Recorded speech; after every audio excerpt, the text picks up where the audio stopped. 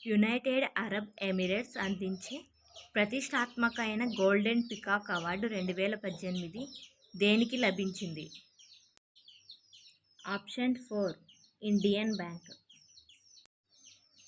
2018 సంవత్సరానికి గాను bio Asia ప్రతిభ పురస్కారానికి ఎవరు ఎంపికయ్యారు?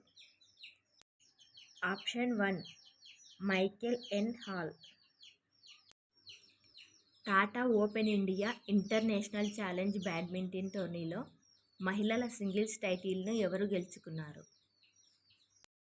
ఆప్షన్ 1 గద్దె రుత్విక శివాని. 2018 సంవత్సరానికి గాను అత్యంత శక్తివంతమైన వ్యక్తిగా ఫోర్బ్స్ జాబితాలో మోదీ 9వ స్థానంలో నిలిచాడు. అయితే మొదటి స్థానం ఎవరికి దక్కింది? ఆప్షన్ 1 జీ జిన్ ping.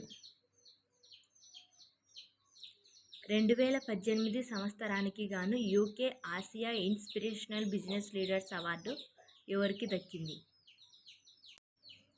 Option 2 Gurunath Reddy.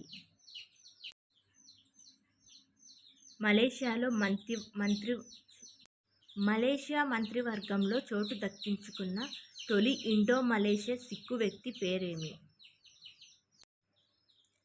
Option 3 Govind Singh డియో.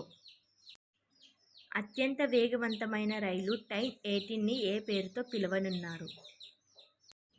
ఆప్షన్ 3 వందే భారత్.